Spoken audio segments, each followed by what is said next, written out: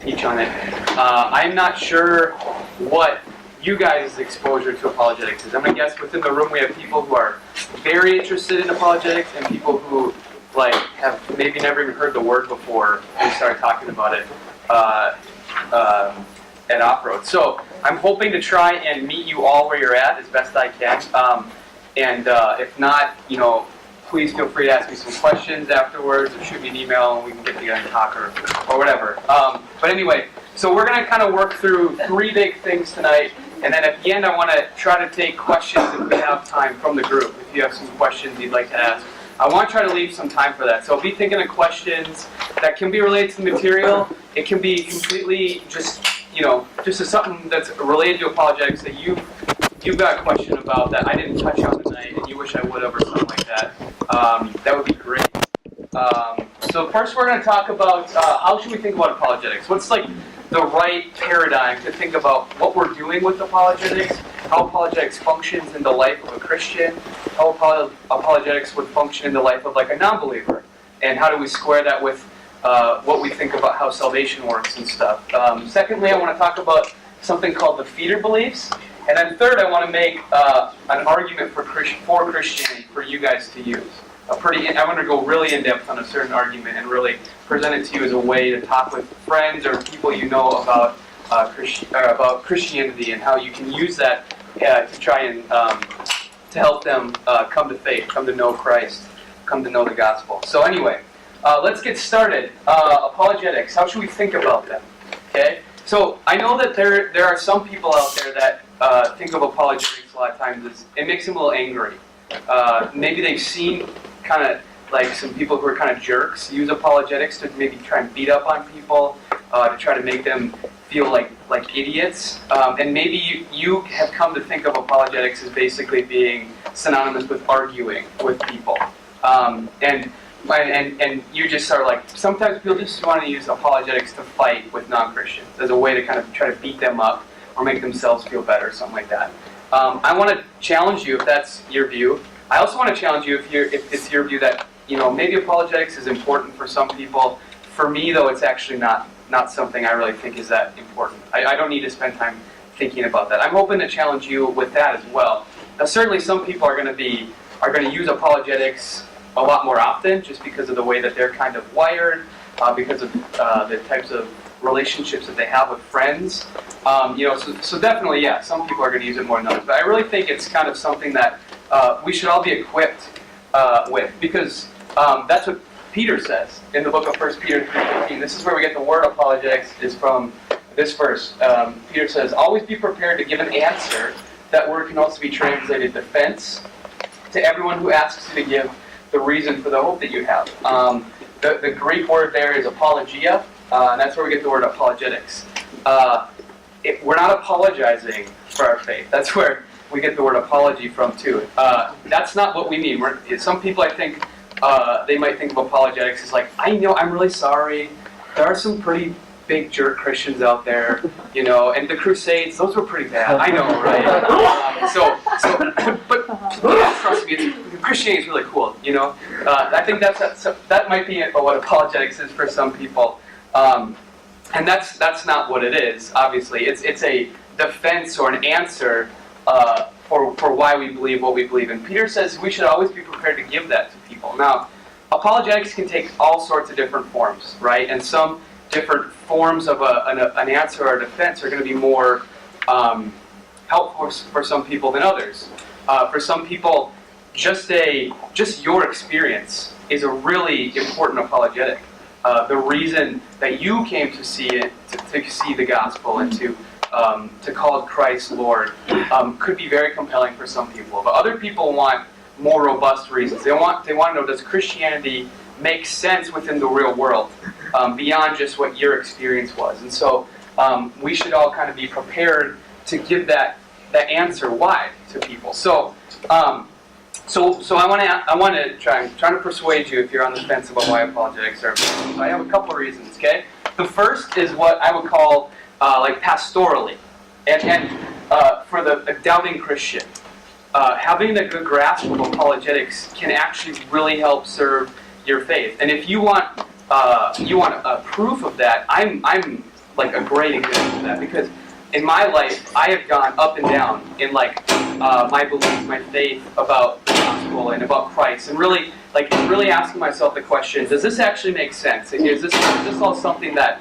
is this a cleverly devised kind of myth that I've been duped into believing? And apologetics has been hugely helpful for me in my life because it gives me like a foundation to stand on. Okay, or in situations where you're like, I don't know what I think about some doctrines within Christianity.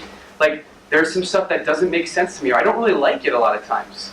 Apologetics can actually function as like something for you to stand on, that you know, I can be firm in this, okay? So maybe I have questions about Christianity, but because I believe these things are true, I believe these things make sense, they're reasonable, I can feel free to wrestle with those things without fear of sinking in that, right? Or of falling out of faith, because I have this firm foundation, something to stand on in the midst of that questioning, that doubt, or whatever it is, if that makes sense. And I've used this in a lot of times, right? And it makes me feel like safe to wrestle with other parts of Christianity that don't make sense sometimes, or I don't have a good answer for in the moment. I can fall back on these other apologetic arguments for things that like I can truly believe are true, and that give me, some hope in the midst of that doubt.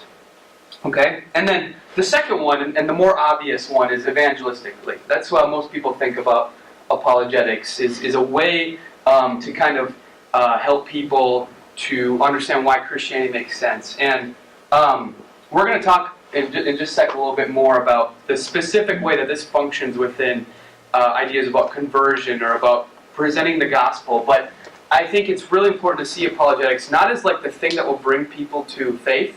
We're going to talk about that more in a little bit, but more as providing like a structure that gospel faith can grow into. Kind of like this trellis and the vine idea, right? We create the structure of the trellis, and that's the place that the Holy Spirit operates. The Holy Spirit's the vine that's causing the vine to grow within that structure, but it creates that structure for people so that that's what the Holy Spirit will use a lot of times for people. One of their critiques that people give for apologetics is like, well, you can't argue someone into the kingdom. And I actually totally agree with that. But then sometimes people will throw the baby out with the bathwater because of that, and they say, therefore apologetics just like, this is a worthless investment of our time. When in reality, apologetics many times functions as like the way that the Holy Spirit brings people to faith. I have a good friend, she actually did LDI with me. Her name's Hannah Damon. I don't know if any of you know Hannah at all. She's not at Hope anymore. She's up in Duluth. But she was an atheist who came to faith because of the time that some people took to just talk with her about different apologetic arguments.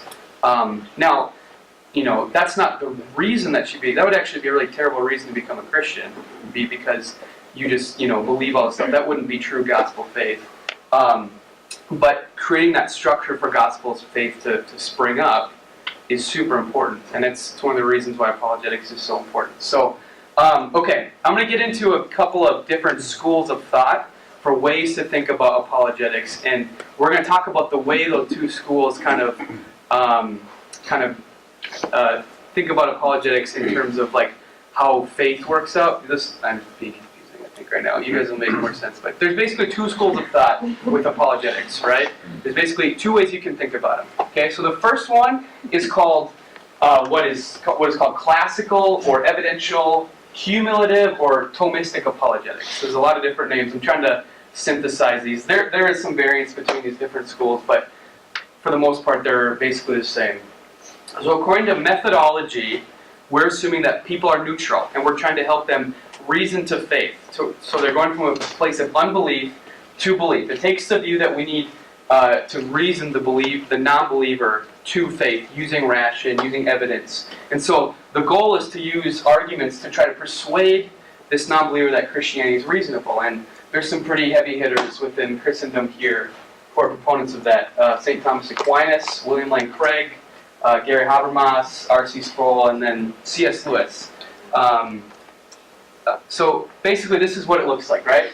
People are neutral, and this is how all non-believers think of themselves too. Okay, so that's important to know.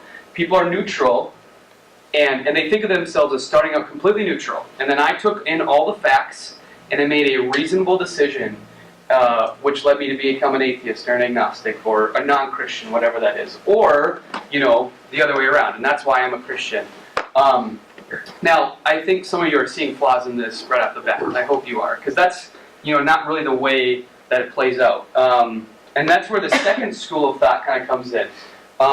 There's a few different names for this, but the presuppositional school, the Reformed, or Van Tillian apologetics.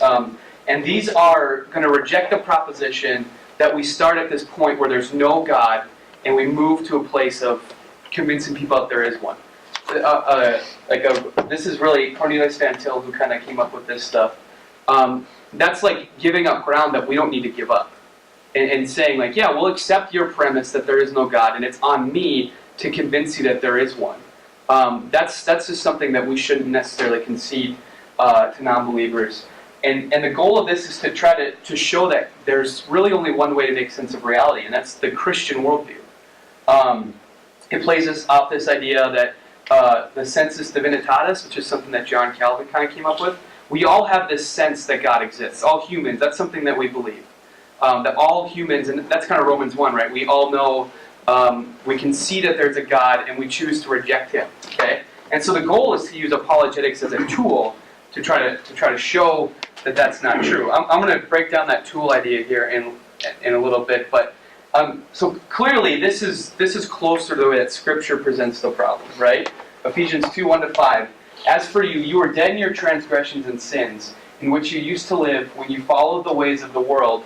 This world, and of the ruler of the kingdom of the air, the spirit who is now at work in those who are disobedient. All of us also lived among them at one time, gratifying the cravings of our flesh and following its desires and thoughts. Like the rest, we were by nature deserving of wrath, but because of His great love for us, God, who is rich in mercy, made us alive with Christ, even when we were dead in our transgressions. It is by grace that you've been saved. Okay? Some of the key words there and concepts is that you are literally dead. Okay? Dead people don't come alive on their own.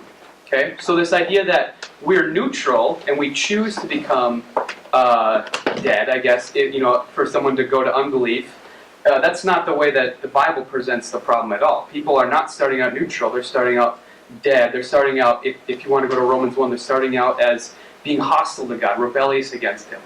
So this idea that we should assume that people are completely neutral is just not the way it works. And people, like atheists, admit this a lot of times. This is from Thomas Nagel. He's a philosophy professor at NYU, and he says, I want atheism to be true, and I'm made uneasy by the fact that some of the most intelligent and well-informed people I know are religious believers. It isn't just that I don't believe in God and naturally hope that I'm right in my belief. It is that I hope that there is no God. I don't want there to be a God. I don't want the universe to be like that. Okay? This is, I mean, again, most people aren't going to, I actually want to credit him for being honest about this, because this is not where most people are at, but I think the Bible says and experience says that this is how it actually plays out. Richard Dawkins has said that Charles Darwin made atheism intellectually, I can't remember the word, reasonable or something like that. Basically, he's saying, people wanted to be atheists before Charles Darwin, and when he came along, he made it so that we could actually be atheists. But we wanted to all along. That was the goal. And so we were just looking for stuff to make that so that's what we could be. Okay? And that's really the way that it plays out. So this top view is not actually the way that it plays out in Scripture. This bottom view is how Ephesians 1 is talking about the way that this works. Okay? You were dead. Another way we could think of it is you were in prison. You're not getting out on your own. It takes the Holy Spirit to unlock that for you so that you can then come to unbelief. Okay? This top one is closer to what theologians would call Pelagianism. And the bottom one is more like just the what we would call an Augustinian soteriology. Basically, this idea that the Holy Spirit takes people that are dead and makes them new so that they can believe the gospel. Okay, so if that's all true, how does apologetics fit within that? Okay, and that's where this idea of apologetics as a tool kind of comes in a way that we can use apologetics to try to show people, listen, you're you're kind of biased, and you kind of have this goal of maybe eroding away people's worldview, all the while presenting reasons why Christianity makes sense. This is a quote from Kirsten Powers. I don't know if any of you know her. She's like a political pundit, and she went to Tim Keller's church in New York, and this is her testimony that she posted on Christianity Today, and she's talking about how she would sit in the pews each week. So each week Tim Keller made the case for Christianity. He also made the case against atheism and agnosticism.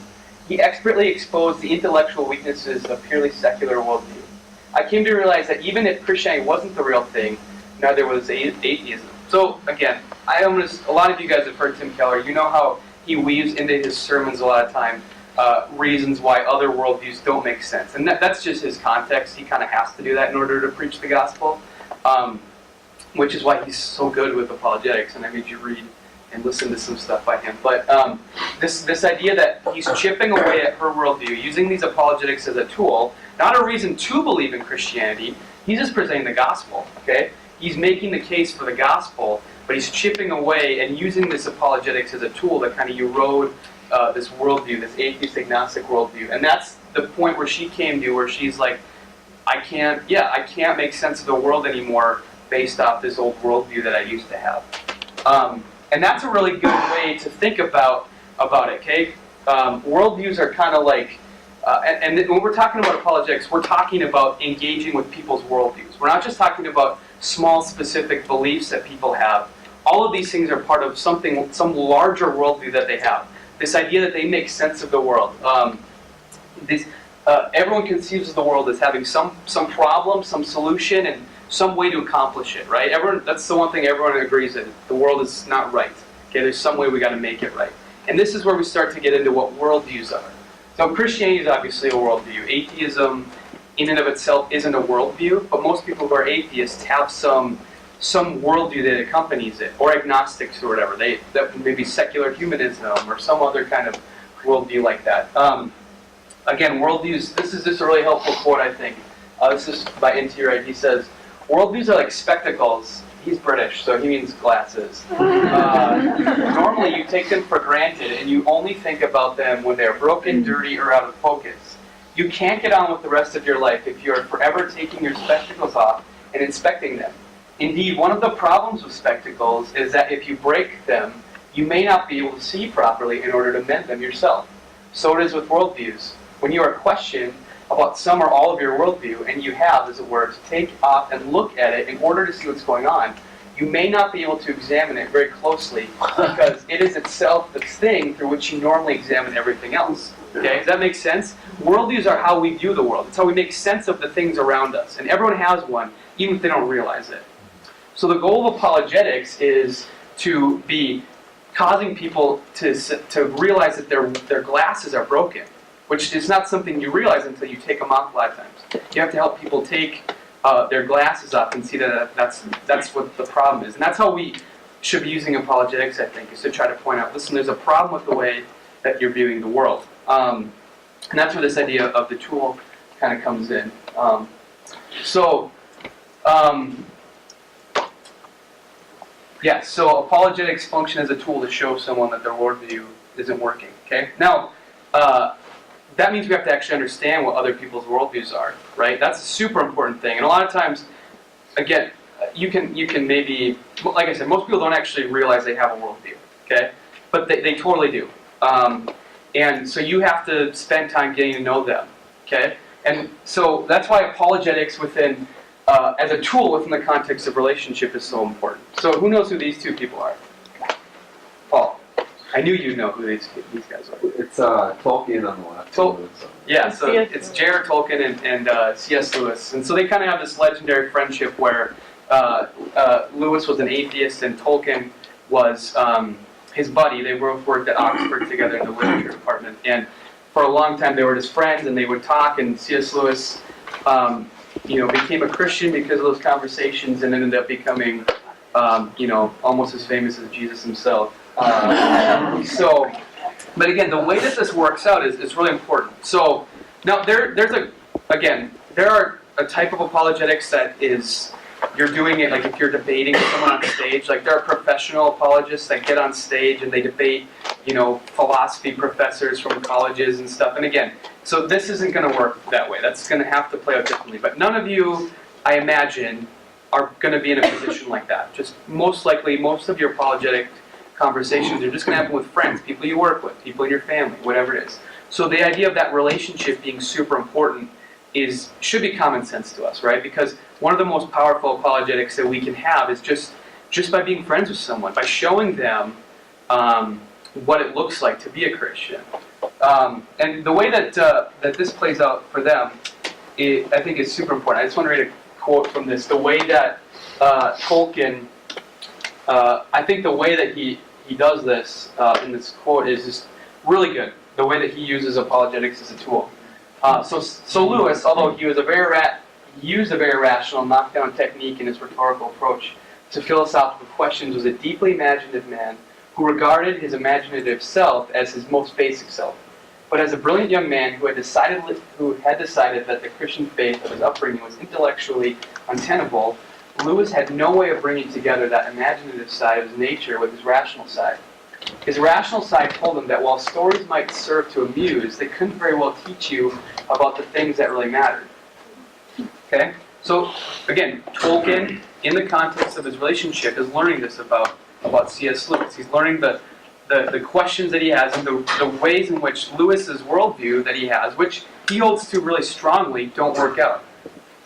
Okay? What Tolkien did was to help Lewis see how the two sides, reason and imagination, could be integrated.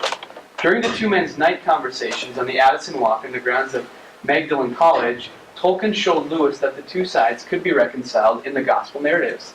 The Gospels had all the qualities of great human storytelling, but they portrayed a true event. God the storyteller entered his own story in the flesh and brought a joyous conclusion from a tragic situation. Suddenly Lewis could see that the nourishment he had always received from great myths and fantasy stories was a taste of that greatest, truest story of the life, death, and resurrection of Christ.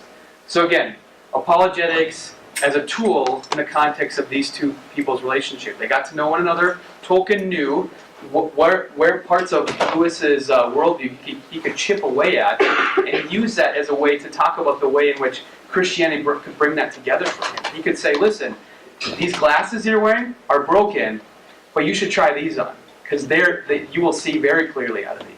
If that makes sense. Are you guys kind of tracking with me there? So, okay. So now the question is, what is the dominant worldview? Okay? And that's a really good question. And again, I'm gonna offer you guys an answer what most people in the culture believe. Again, you need to really spend time with people to really understand where they're at. Okay? But it is helpful to realize where most people in our culture are at. Okay? So it's a secular country that we live in, but that doesn't mean that we're necessarily atheistic. Okay? If you look at the data of how people in the country identify in a 2014 poll by Pew Research, okay, you'll see how small this number of people who identify as atheist and agnostic is. It's only about 7% of the country say, I'm an atheist, which means I don't believe in a God, or I'm an agnostic, which means basically I don't know, and I'm not going to live my life as if that there is a God. Basically, an agnostic, for those of you who don't know, just say, we can never know if any sort of God exists, so let's just pretend he doesn't exist, basically, and live our life that way. Okay? Now this number, 15.8% of that say nothing in particular, that seems like a high number of people, but the way that manifests a lot of times is in this idea of the nuns. And I don't mean Catholic nuns, I mean N-O-N-E-S nuns. The share of people across a wide variety of religious identities who say they often feel a deep sense of spiritual peace and well-being, as well as a deep sense of wonder about the universe, has actually risen. Okay? So people are actually becoming, in a lot of ways, more spiritual, more open to ideas that there are things above us. Okay? Now, they stop there, a lot of people. They stop there. Maybe they have some of their own ideas about what that might be, but they completely stop short. And so the number of people who are not identifying as any sort of religion is actually growing, but that doesn't mean that they are atheists or agnostics. It just means that they don't know, and they don't feel a need to know. Okay, and actually, I think a lot of people might self-identify as some of these other, they put a name to it, and they're actually closer to that. The way they live their lives is functionally as a nun. And again, I don't mean that they're celibate and live in convents, but, okay, so what is the worldview? How does this actually manifest for most people? And those of you, I don't know if you're familiar with a guy named Christian Smith. He's a sociologist at Notre Dame. He's done a lot of work on the worldview of people. And what he calls the most dominant worldview, especially among younger people, among millennials or people just out of that group, is what he calls moralistic therapeutic deism. Okay, that's a mouthful. I'll break that down for you. Okay, moralistic in that they think all people should be good. Okay, now again, what does good mean? That's completely up in the air. Where does good come from? They're going to take that from a variety of places. But they really think that they're very moralistic. They think we should all act good, I should act good, other people should act good, and if I do act good, then things will generally work out well for me. Okay? They're therapeutic in that they want a God who helps them with their problems, like a big therapist in the sky. But that's all that they want, and that's where the deism part comes in. Who knows what deism is? Clockmaker God. Yeah, it's a God who maybe started the universe, okay, designed the universe, and kind of set it off, and he's not really involved with the world. Okay, deism was super popular as like an actual thing that people believed in like the 17 and 1800s, and not many people call themselves deists today, but they basically believe in a God who is a deist God. He's pretty far off, and he's only involved with my life when I need him. And that's where the therapeutic part comes in, okay? I'm only going to call out to God when my life's not going good, and then he can come back in and make me happy again, okay? Because for so many people in our culture, the central goal in life is to be happy. That's it. That's what the goal in life is for me to be happy, and then, probably should have other people be happy too, okay? And again, this plays out across all sorts of different spectrums. So we might think that conservatives and liberals politically have nothing in common, okay? But actually, they both agree on this thing. It's just how it plays out that's different. So if you're a conservative, you think small government is really good, okay? Well, why? Well, if there's a small government, it's not infringing on my right to pursue my own happiness, my own life, my own liberty, my own pursuit of happiness. I want the government to stay away from that so I can do whatever I want. But the goal is to be happy. And they have a strong view that we should all be good, but they get their moralism from, more traditional moralism. Usually it's from a Judeo-Christian worldview, but they really think we should all be good, and that's the only time the government should step in, is if we're going to try to legislate goodness in the country, okay? So, for liberals, they have the same goal of goodness. They just want a bigger government that puts stuff in place for people to be happy. So you see how the same goal is in there, it's just a difference about how we have this play out. So really across the spectrum, this is just how most people think about the world, is in this moralistic therapeutic deism. Okay? And again, this is kind of vague. A deist, deism could function across Islam or Buddhism or Christianity, right? This can manifest in all sorts of ways. So when we're talking about what most people's worldview is, we're coming up on some of this stuff, okay? Whether people know it or not, I would be really, if one of you ever goes up to a person and you say, what's your worldview? And they tell you they're moralistic, therapeutic deist, you should let me know. That would be pretty hilarious. Okay? They wouldn't have a name for it. Again, they don't even realize they're wearing glasses. Most people, they don't have an idea that they have a pair of glasses on. All they know is that they're seeing, and they think they're seeing correctly on their own. They don't realize they have a pair of glasses on that is affecting the way that they see the world. And then furthermore, they don't realize that those glasses are broken. And that's our job as Christians, is what I'm saying, is to say, listen, these glasses you have on, they don't work. They're busted. Okay? So how do we engage people who are kind of in this moralistic therapeutic deist place? Okay? Well, we probably don't have to prove God exists. Okay? A lot of apologetic arguments are predicated on trying to prove the existence of God. I'm going to talk a little more later about why I think we can be more efficient if we spend a little more time on arguments that aren't centered on that. And the reason is why I said before, that the number of actual atheists has stayed pretty constant or it's declining. Now they're a pretty loud minority, right? They're really good at making themselves heard, but they're not actually growing in the country. So they said like a lot of people in the country are still are open to things outside and beyond themselves. They just are stopping short of where they're at. So what we need is an apologetic argument that doesn't just prove that we don't live in this secular humanist world. We need something that says the God of Christianity is beckoning to us. He's calling to us. He wants more to do with you than to just be around whenever you feel like you need a high or something like that, or I'm feeling kind of crappy. So we need an apologetic that shows that Christianity, that the God of Christianity, that Jesus matters to them. And we actually have to do a lot of work on educating people on what Christianity actually is. A lot of people, their only idea of what Christianity is what they watch on Fox News, or what they think people on Fox News say, right? Or what people who voted for Donald Trump. That's what they think Christians are. Okay, a lot of people, in America, people used to grow up and they used to basically be, you're either a Christian or you're an atheist. So you could present those arguments to them and you could say, here's reasons why God exists. And for them, the only option is Christianity. But we don't live in that world anymore. Okay? We have to actually explain to them what Christianity is, and actually not just the gospel, right? It's not just that they basically know what Christianity is, except they don't really understand the gospel. They're just more or less they really don't have any idea what Christianity is. And so a major part of our apologetic is explain to people what Christians actually believe, okay? And who we are. And that's where that relationship part really comes in. So that's super important. All right, so I'm going to move on to the next part here. And I want to talk to you a little bit about defeater beliefs. Has anyone heard of what defeater beliefs are? This is a Tim Keller thing. He actually talked a little bit about it in the talk that you should have listened to. Okay. Does anyone have it? Oh, yeah. It's like those big walls or problems that you just can't get around. Right. Or wrap your mind around. Yes. Yep. And they're the one hang up that's kind of between you and Totally. Yep. I like to think of them as if they're vines. And it's like, we're trying to get through this path in the jungle, and we have to cut these vines out of the way in order to move ahead. That's how these function for people. They're not arguments against, they're not like beliefs about the way that the world is.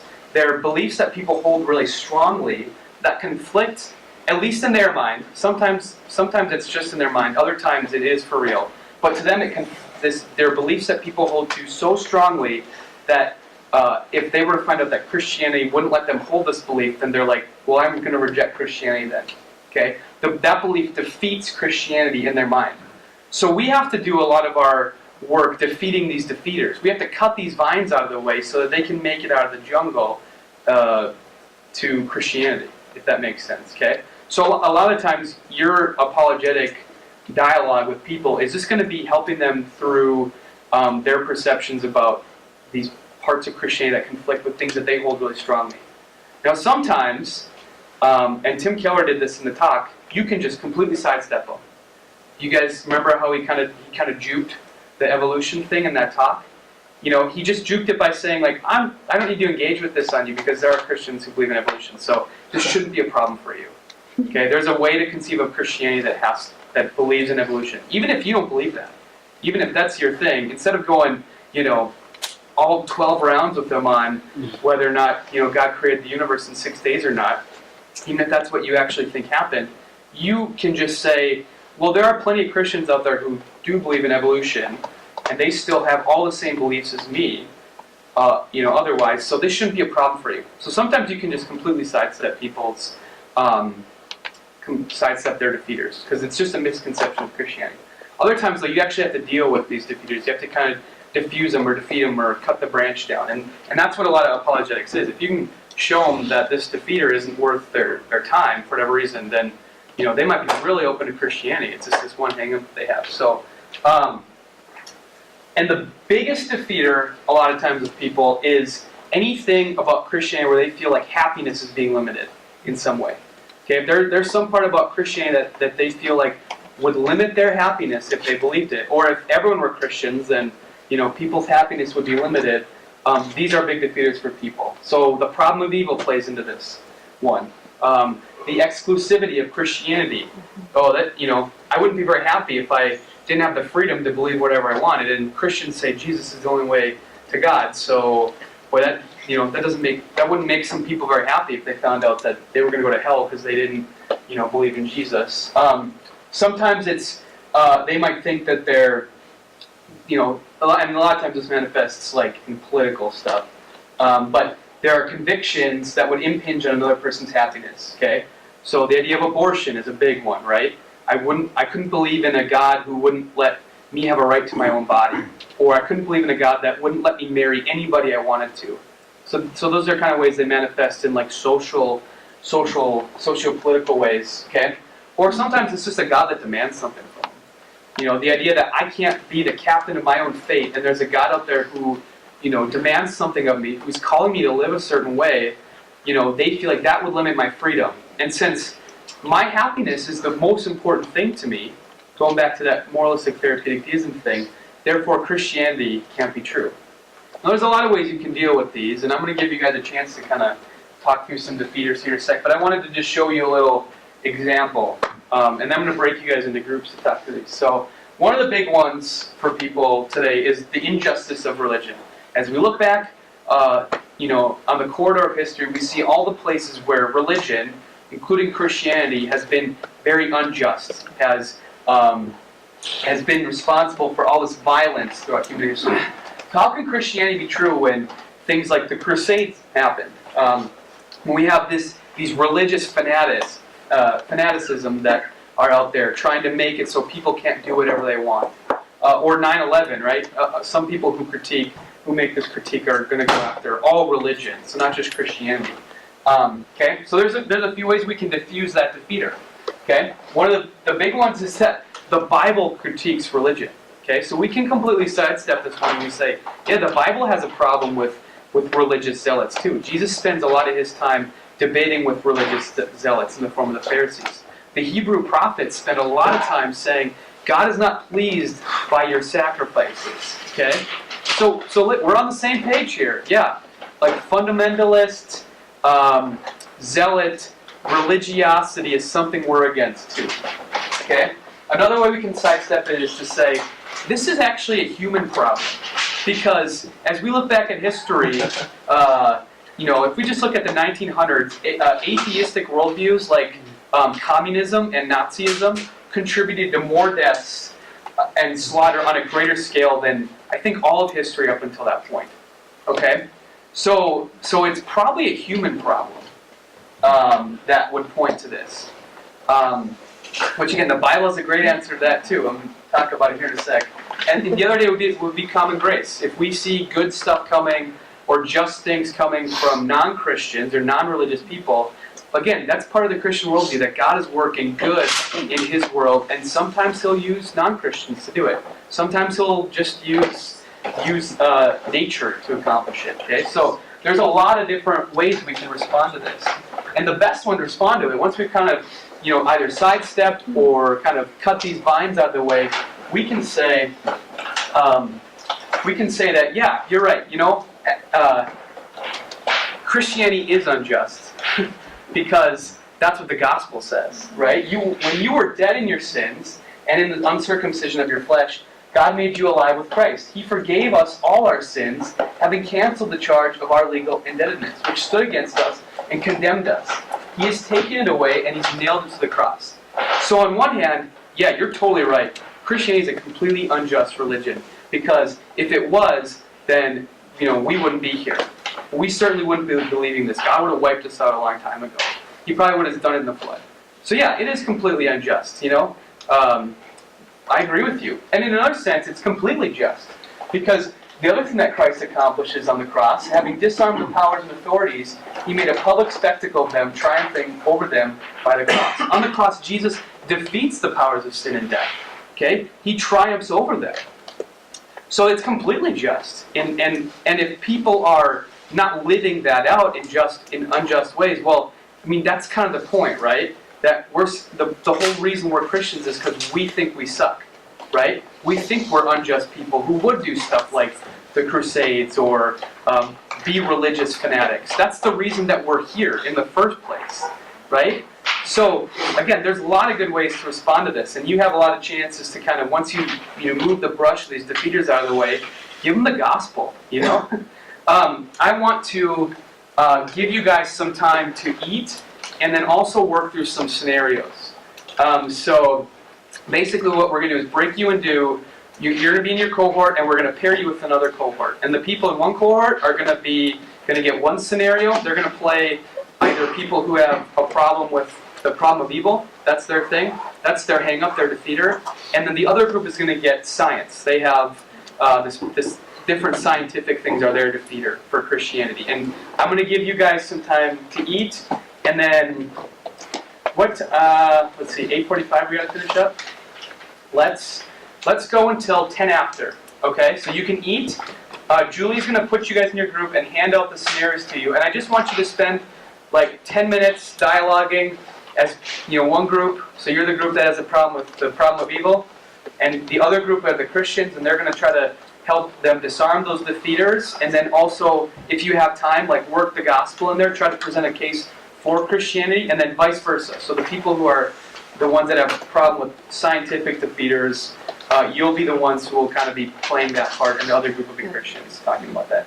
You're also going to be eating.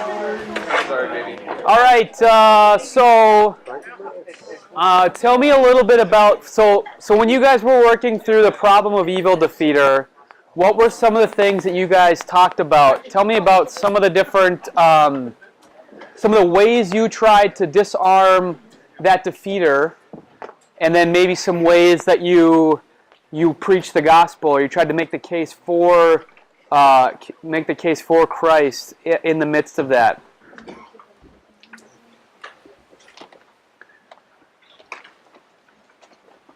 Maybe listening would be a good start. It's a good start.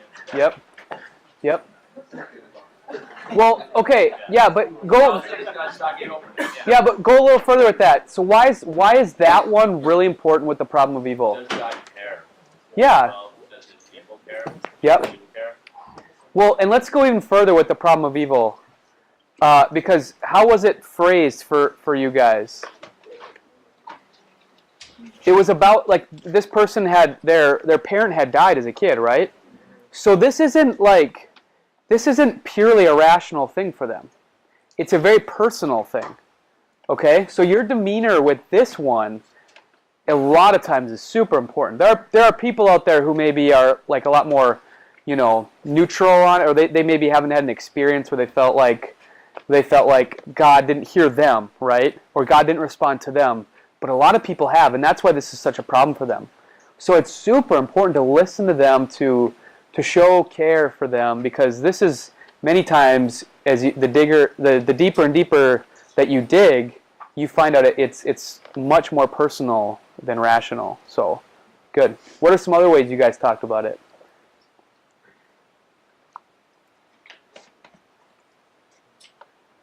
Paul? You just continued on those lines, and since we're looking at Keller, that's what I watched a talk where he said that once. Like when somebody asks him a question, he has to vet in his mind: is this a college student that wants to argue, or is this someone that's experienced pain? Mm-hmm. And how am I going to answer them pastorally or apologetically? And then I think there's just like a grieving period or something too. If it's an emotional investment with someone, you have to give them kind of the space. I know I mix this up a lot in my marriage. Like Allison grieving with something, and I'm like, here's the answer. Just know. Yes. It's like giving someone the time to have emotion, validate those emotions, and then later on, try and encourage them to see truth about God. But even the idea that a college student just wants to answer, but maybe just wants to argue, but maybe they're a college student who just wants to argue because there actually is emotional inside, That's my way of grieving, trying to get in arguments with my friends. Right. What is the apologetics say to those? Well, I want to hear some ways. I mean, I can give you my thoughts here in a sec, but what are some ways that you guys? This one stumps me. It does. Okay. Absolutely. Okay. Well, I definitely have thoughts, but I want to hear yours. I want to hear you guys' first before I jump in. There's multiple points. I'll say one thing. It's like, one, first thing I think about is if you don't believe a God, if there is a God, where do you get this kind of idea of there being a good or an evil? Mm-hmm. So what's Yes. your basis of Mm-hmm. objective Mm-hmm. morality or objective goodness or evil? Mhm. And Keller spoke a little bit about it, where he's kind of saying evil kind of points towards the existence Mhm. of at least an objective standard of good, Mhm. and that kind of can really only come from reasonably, in my opinion, from a God Mhm. as the moral kind of lawgiver or standard. Yep. Yeah, exactly. This is this design. We're designed in such a way that we actually feel that there are such things as objective things as good or evil. And for you to say, I mean, the problem of evil. Evil is an objective statement. If something is evil, it's objectively not good. You know, I'm saying that it's not this I feel that this is a bad thing. Like, this is an evil thing. Like, we should all agree that this is evil. And that position falls apart if you remove any sort of divine, divine way, something beyond just the way we feel about it, something beyond humans even. That falls apart on itself. If you really push that or really pull that thread, it will unravel. So yeah, that's a really good one. And Keller does it masterfully in the book. Yeah. Do we want to challenge these things as we go? What's that? Do we want to challenge this as we go, or just? If you have, I mean, if you can challenge it if you want, yeah. Yeah, because human consensus says this is bad and this is good. Mm-hmm. So how does God Yeah. play in that? So humans know intuitively, inherently, Mhm. what's good or bad. I mean, if I'm hurt, Mm-hmm. don't I know that's bad? Yep. So are you saying that that's just a subjective thing? That could be the response to Through that? our senses, we know it's good or bad. Yeah. So, but so there's a difference between like pain or I feel bad, and then taking the step and saying this is a morally wrong thing. Because when you infuse it with morality, you're moving beyond your feelings at that point. Any ethicist, I think, would agree that you have to move, even if you're not moving to some sort of like divine system or divine ethic, you're still having to move outside of the person's feeling that this hurts, right? Because if you just like, if I'm driving my car and someone flips me off, and I'm offended by that, and then I stub my toe later in the day, those are if there's no sort of divine thing above us, then those are both the same thing, really. They're both sensations that I feel. I don't like what just happened to me. I feel like this was bad. And if we don't have some sort of law above us, then a feeling of hurt is no better than pain, like physical pain, really, at the end of the day. Ethically, there's no difference between them. So, yeah. Now, listen, some scientific naturalists or natural humanists will say things like, well, we as a society have decided that this is an evil thing. You say consensus, right? Some sort of social contract or some sort of decision that this is wrong.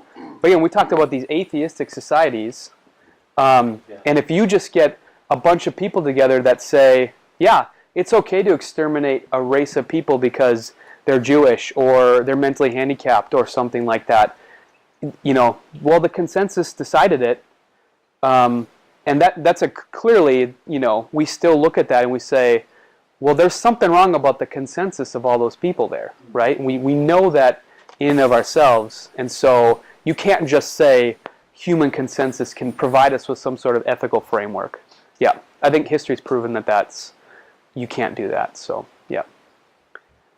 Any other thoughts with the problem of evil, Carrie? I think that this question will actually, in some cases, flow into another question, which is, why do bad things happen to good people? Mm-hmm. Because that is like almost a lead into it. If you can get them to say, yeah, I can acknowledge the fact that God exists, Mm-hmm. then the immediate question is, especially in pain, like, well, then why would this happen? Mm-hmm. I think, like, in that case, like, a couple of thoughts I have on that is, like, one, if God is a good God, then, I don't think people really know what that means. Mm-hmm. Like, talking kind of like Keller did about, like, if you remove everything good in the world, the world is innately evil, and, like, talking about that. But then on the other point, if God doesn't in some way allow evil to happen, then he's not technically being truthful about what evil is in some ways. Like, if God is a God of truth, then he has to enable, like, if you shelter someone all of your life and say, like, okay, well, you can't get burned when you touch a stove, well, then you don't necessarily know how evil is. If you don't see that without God, there is evil. Yeah, there's no way to contrast it, yeah. Yeah. Yes, so there is a response to the problem of evil by certain people. Alvin Plantinga is one who's kind of made this popular. And his response is basically, there are certain types of good that are only possible in a world where there's evil. So, and again, some people, this is not going to be a good argument to them or whatever, but I'm just presenting you guys with ways that people have dealt with this in a philosophical way. I want to talk pastorally how we talk about this in a sec too, but so things like courage couldn't exist in a world where there wasn't something evil to fear, right? There are many, many, many good virtues that only can exist in a world where there's bad. And so some people will say the reason that God allowed the fall, maybe, was to allow for a better type of good. And they'll go so far as to say, it's one thing for God to say, I love you, but nothing bad will ever happen to you. It's a whole different level of love for God to let people choose to reject him and then still pursue them by coming and dying for them on the cross in the form of Jesus. That's a type of good and a type of love that wouldn't have been possible in the Garden of Eden. That's a better, deeper kind of love than a love that's just like, I made this world for you, just go play, Yeah, don't break anything, you know what I mean? So that's one way that philosophers have answered the problem of evil, yeah. So, Patrick? Another one, two other ones would be, so the ancient problem of evil wasn't all-powerful God, all-loving God, why do good things happen, or why do bad things happen to good people? It was all-powerful, all-loving, and all-just. Why do good things happen to bad people? In the Bible, you mean, right? Yeah. So, just even to go through the Psalms and to see like how often that question is asked and how often like people have been wrestling with this. Yep. Even in the Bible, it's not like the Bible is this book written outside of human history. Where people might have feelings or something like that. It's like people, the biblical authors were wrestling with this, and then Jesus, he wept with Lazarus. But then lastly, Acts 4 Peter says, basically God ordained that the Messiah would die at the hands of lawless men. I don't know how all that works out, but what he's saying is that God ordained that the Son of God would be murdered, which is the biggest injustice in all of humanity. Right. Yeah. It's completely unjust. And you don't say, we know exactly why all evil happened. The idea of Christ suffering with us, I think, is... Yeah, and this is that pastoral side of it, right? A lot of times we might be tempted to give them an answer to the question, why did this thing happen to me? And maybe it will come in, well, God has something really good planned for you, or something good is going to work out of this, which is true, right? That's the story of Joseph, right? Genesis 50:20 says, what man intended for evil, God intended for good. That is a way we can answer that question. But a lot of times the Bible doesn't give us an answer. It gives us an answer to a degree, why there's evil in the world. It doesn't maybe answer the question of why didn't God do this thing? Why didn't he stop Adam and Eve in the Garden of Evil? Why didn't, we don't get specific answers, but we get an answer that, like, God is not, he certainly doesn't not care about this problem, right? The whole Bible is filled with people wrestling through this question. And so we have a really powerful opportunity when we're talking to people about this to come alongside them and to say, the Bible is a book that wrestles with this question. There's a whole book of the Bible that deals with this. What book is that? It's Job, right? And Job is crying out throughout the book for an answer as to why God let this happen. And for us as the readers, we get a picture of what's going on in heaven with God and Satan, and we get a picture of what's going on for Job. Does Job ever get an answer to why God allowed this to happen? No, we know, but Job never finds out. What's the answer that God does give him at the end of the book? I'm in charge, yeah. You think you know so much, Job, you think you know so much, but where were you when I created the world? And it's just, I love the language, when I told the waters, you may go this far and no further, right? That's his answer. And it's an answer that is supposed to communicate, yeah, I'm not going to necessarily tell you what's going on, but listen, I created this place. I know what's going on. I know what I'm doing. And you just have to believe that. You have to trust that. And then what is his actual answer later in the Bible to our wrestling with the problem of evil? What was the plan all along? Salvation. For God himself to come and to unjustly suffer on the cross for us, so that, going back to Colossians, so he could defeat evil. So he could make this unjust thing happen on the cross to do that great exchange where we take our sin and he takes that and he gives us his righteousness instead. So there's a lot of times where we might be tempted to try to answer the question for them, to give them arguments, when it's a lot. Just go to the Bible a lot of times for this one, and you are gonna do a lot of good by just going to the Bible and wrestling through that with them. So, all right, let's do the science one quick. What were some things you guys talked about in your groups for the science defeaters?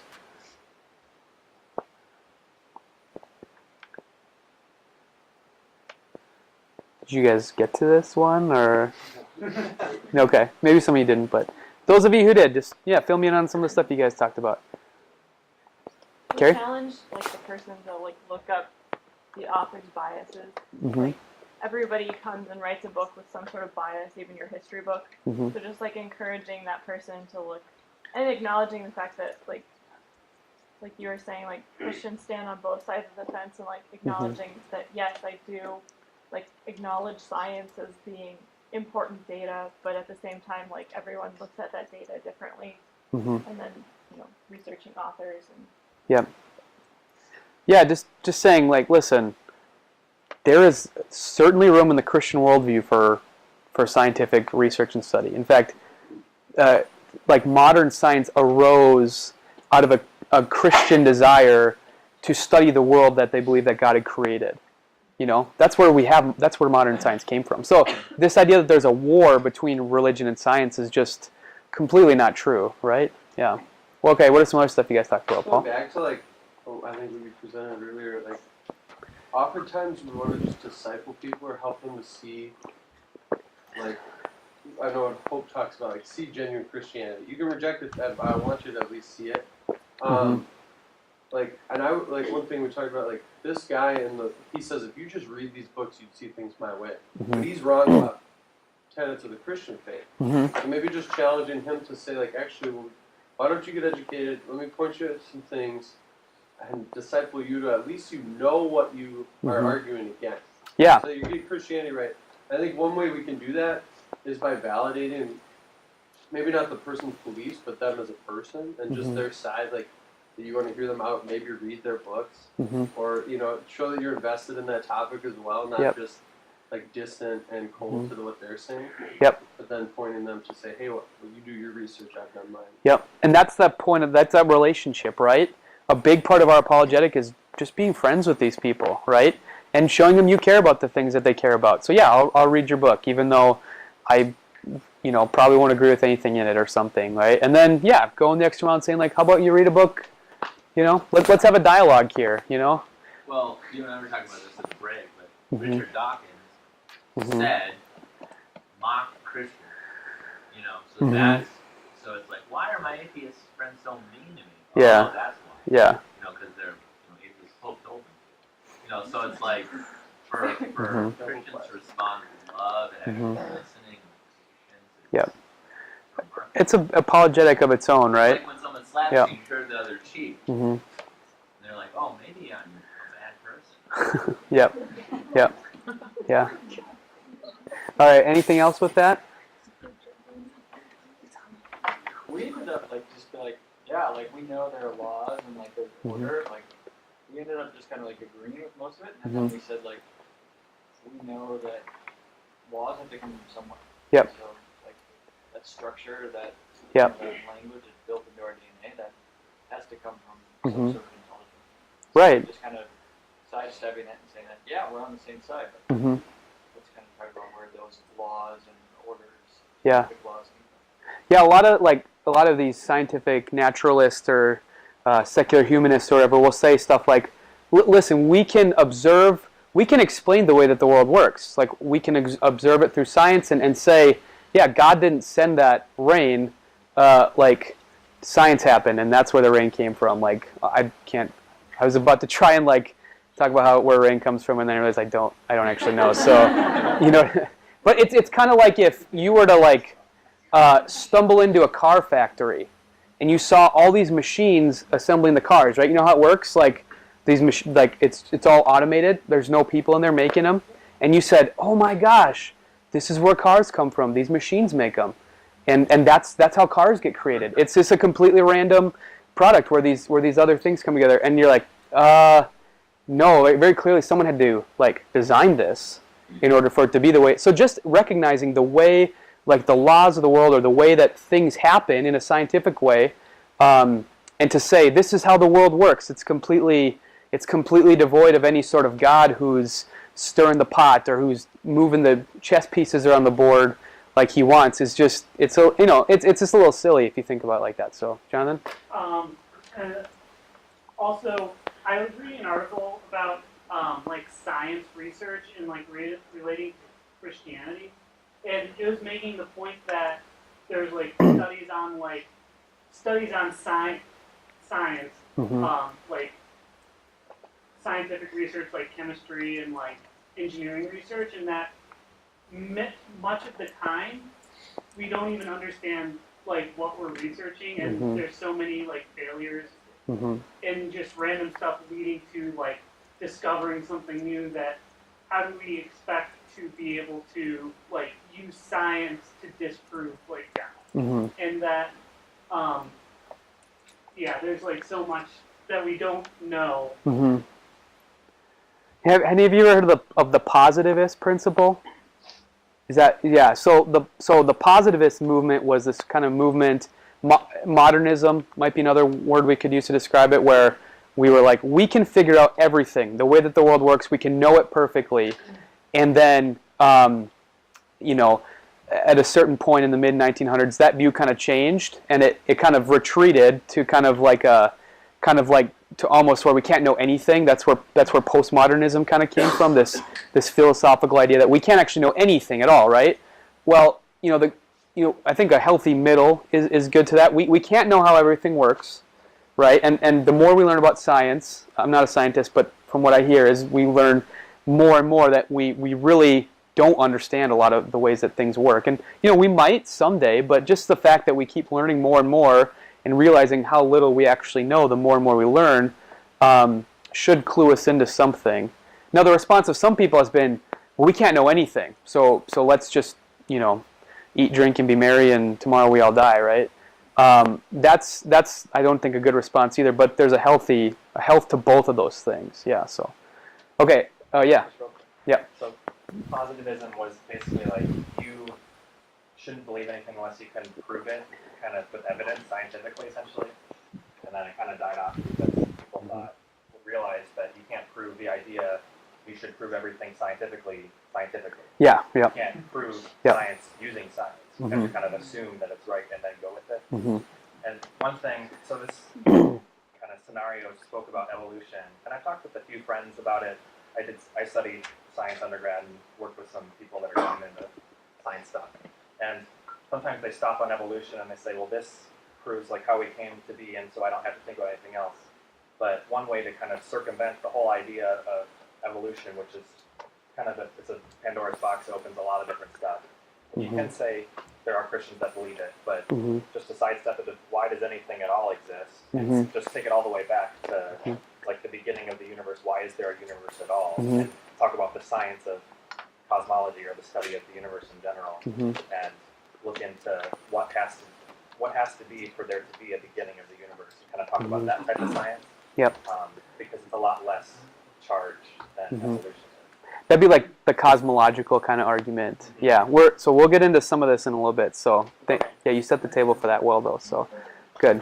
Okay, I'm going to move us on here. To I want to make an argument for Christianity, okay? Because what we've done so far is we've talked about using apologetics to kind of say, let's critique worldviews, to say, your glasses are broken, but we then, it's not enough to just say, here's what the problems with what you believe are. That doesn't actually just automatically prove Christianity. We have to come along now and say, here are good reasons for faith. Here are good reasons why we do believe what we do. That is totally appropriate, especially when we're talking about actually having debate or good argument, not like a bad argument, but actual argument. You have to provide a reason for the hope that we have within us. And I want to give you a little bit of that one, a little bit of that here. So we just were talking a little bit about different types of arguments, and these are some of the most popular ones. And these are arguments that are usually for the existence of God. So if you buy any old, just a regular old apologetics book, these are going to be the arguments that will show up in it. And these are arguments for the existence of God. Okay. So the cosmological argument, you were kind of talking about this earlier, just how do we explain that the fact that the universe is here at all, right? We have to have some, maybe you believe in a Big Bang, but there has to be a Big Banger, right, to start that off, okay? And so William Lane Craig has formulated this very well, if you want to learn more about that. And St. Thomas Aquinas was one of the first ones to do that with the first mover idea in his 5 ways, okay? Then there's the teleological argument, the argument from design. Basically, we observe the world, and it seems as if a creator put this together. So why is it so crazy to think that that's actually the way it worked out? Thomas Paley, Paley's watch, if that's something you've ever heard of, it's a little thought experiment. He's kind of the first one to formulate this. Again, St. Thomas Aquinas did that. And one of the modern formulations of the design argument is called the fine-tuning of the universe. Basically, there are just it's almost impossible that life could have formed on Earth, and that we could have had there be life at all that would have showed up on our planet. And this is where the fine-tuning of where our solar system's at, and exactly how far away from the sun it is, and all these different things have to have been it's just an astronomical probability that all these things would have come together for life to form on Earth. And again, it's just is it actually crazy to think that someone designed it that way? Or is it crazier to think that we just hit the mother of all jackpots and now we're living today, okay? The moral argument, we kind of touched on this one a little bit earlier too. If you want a really good formulation of that, in the book Mere Christianity by C.S. Lewis, his first, I think, 4 chapters are basically a form of the moral argument. And then the ontological argument, if you want a challenge, you can try to read up on that one. It's almost a trick, to talk about why God exists. There are days where I wake up and I'm like, I actually don't even know if I actually understand that argument. But anyway, St. Anselm, Anselm House, the guy who Anselm House is named after, he's the one who first formulated that around 1000 AD, and then Alvin Planting is a guy who's kind of done some modern formulations of it. Okay, so here's. A little bit more. What is that? I'm not going to get into it now. Okay, yeah, just trust me. I want to really understand it before. Maybe at the very end we can talk a little bit about it. Yeah. Okay. Here's the argument. Okay, if we could. Okay. Yeah. Here it is. You're going to hear it and you're going to be like, that doesn't make any sense. Basically, if we could conceive of a perfect being, that would be God. And one of the qualities of a perfect being is obviously existence. So he must exist if we can conceive of him. That's basically the ontological argument. Are you high? Yeah, I know, right? Yeah. So there are a lot of there are a lot of glazed eyes right now in the crowd. Yeah. So basically, what I understood it to be was that if it's possible that God exists, God is a necessary being, so he has to exist in every possible world. So if you think it's possible, then that means he does exist in this world. So your question then is just, do you think it's even possible? If yes, then by his nature he does. And so it kind of, people feel like it's a trick because it's like, well, I mean, you're just defining it into existence in a way, but it does make sense. It makes sense. Logically, it's sound. It doesn't make you feel very good you get to the end of it and you understand it and you're like, I don't actually feel like that makes me feel like God exists any more than I did before. Yeah, it's kind of a trick. But okay, so anyway, so here's the thing about all those arguments, right? Those are all arguments that God exists. Now, we already talked about how few actual atheists and agnostics that there are.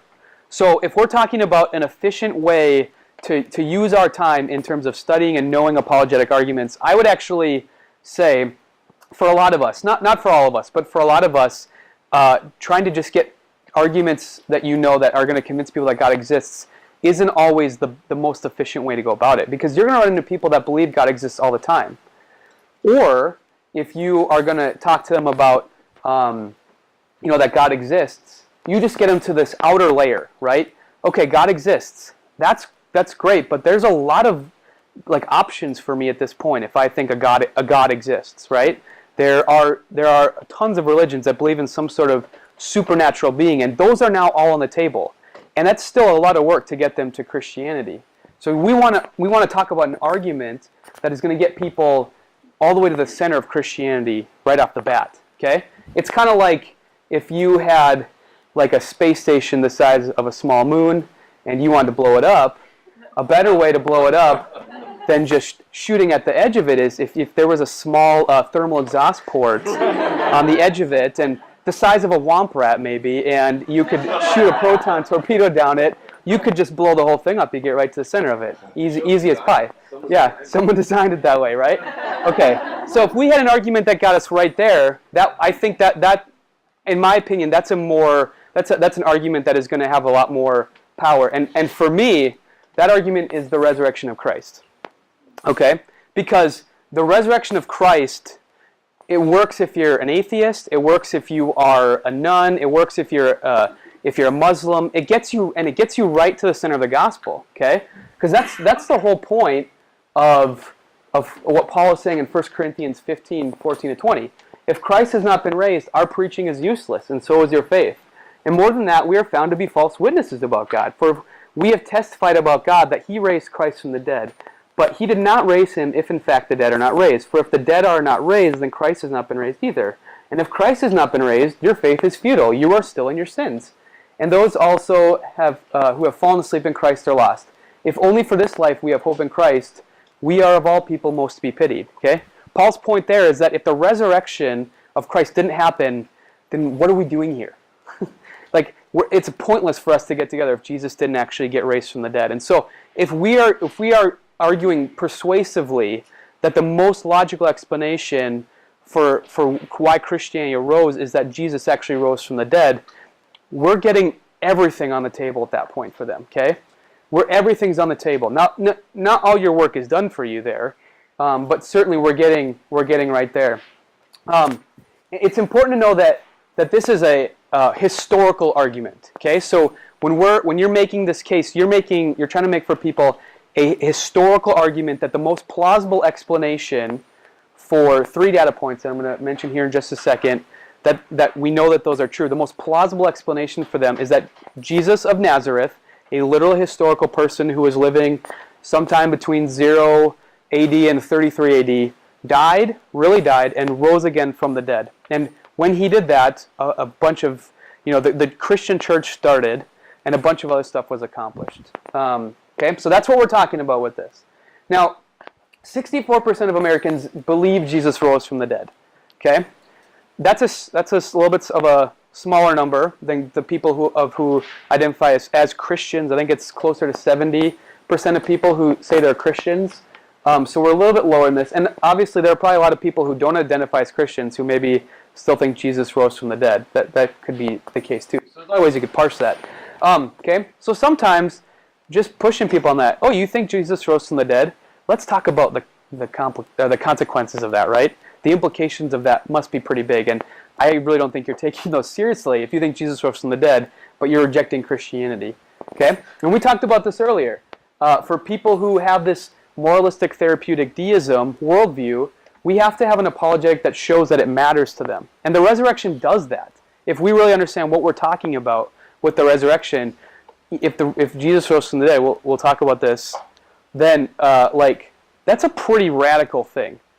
Okay? And that's something that we should feel free to push people on.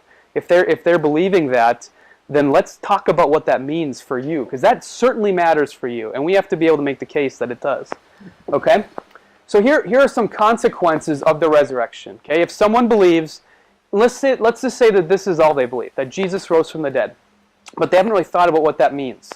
Here are some of the consequences of that. Okay? That Jesus' view of the world and of himself has to be taken seriously. Okay? We're not just proving that, supernaturalism is a thing, because some guy was dead and then he rose again.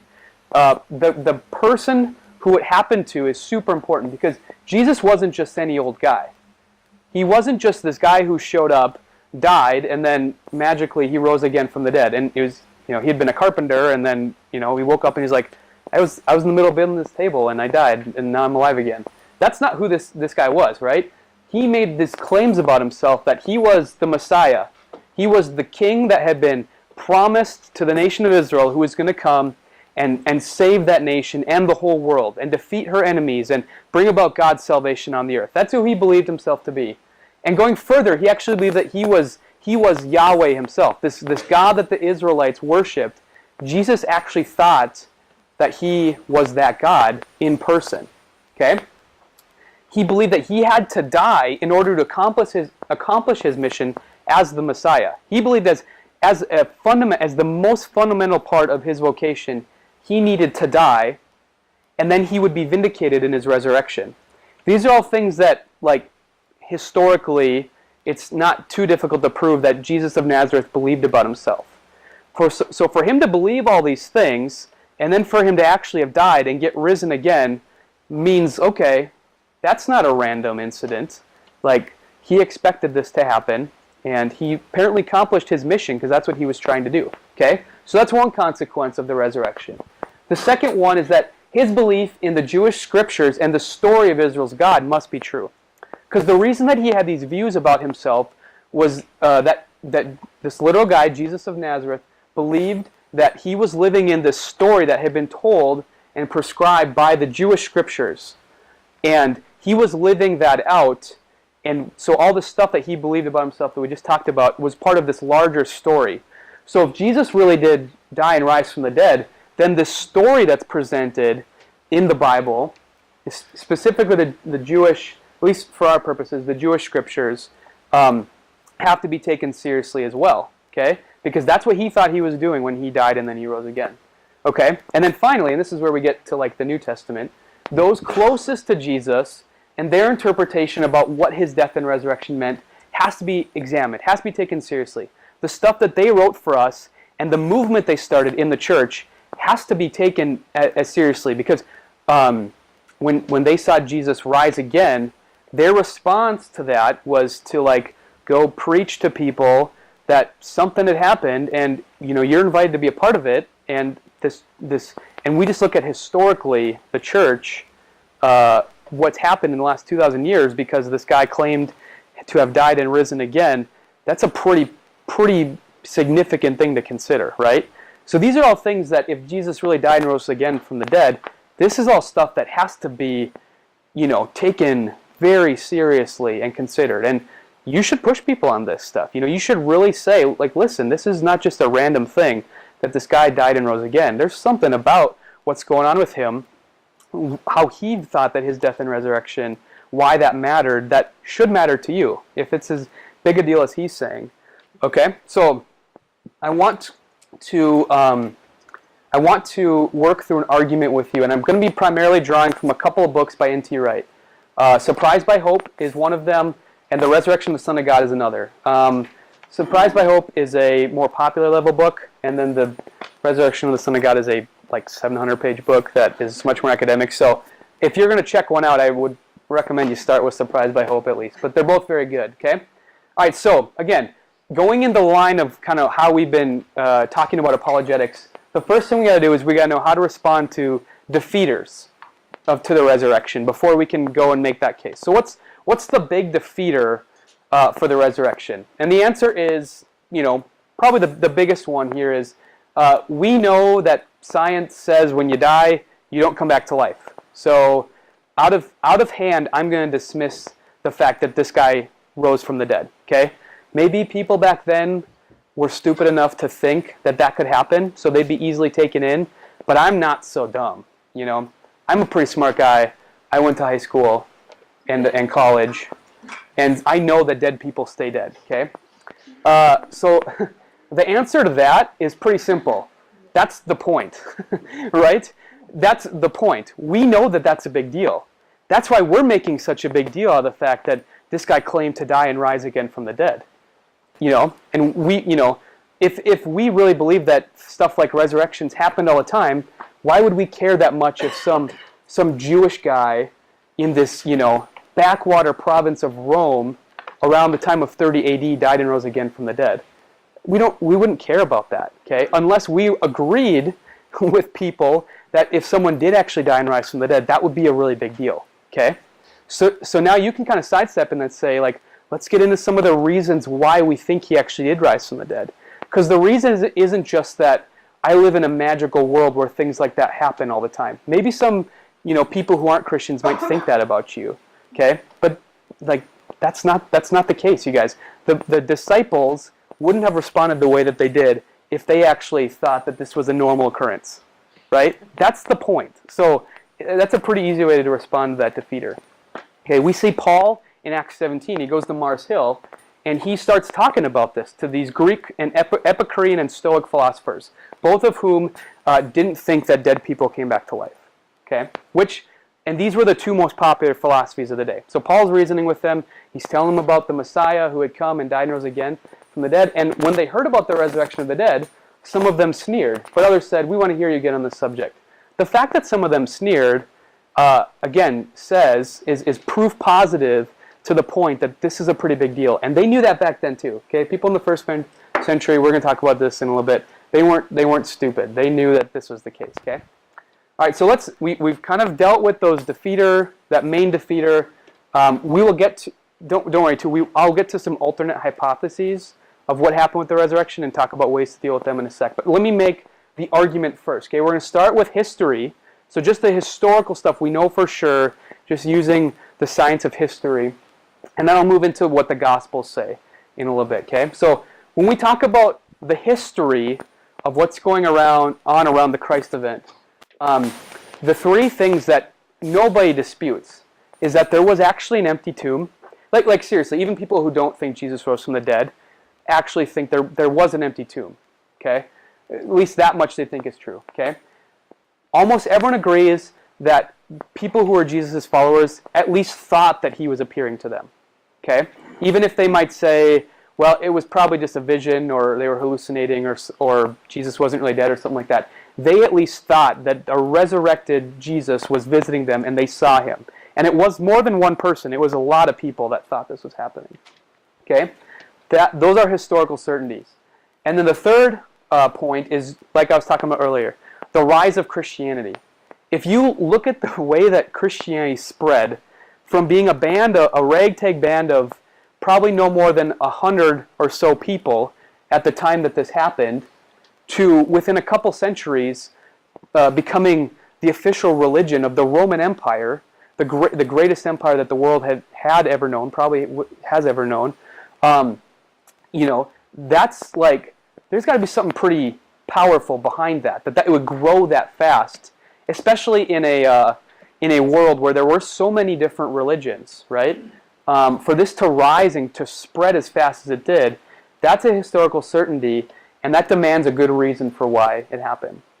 So now, any of these three, if you take them in isolation, don't necessarily mean a whole lot. You could explain the empty tomb, if that's all the information we had, when you say, somebody stole it, or something like that. You could explain the appearances of Christ in some way, maybe. Or you could explain the rise of Christianity in some other way.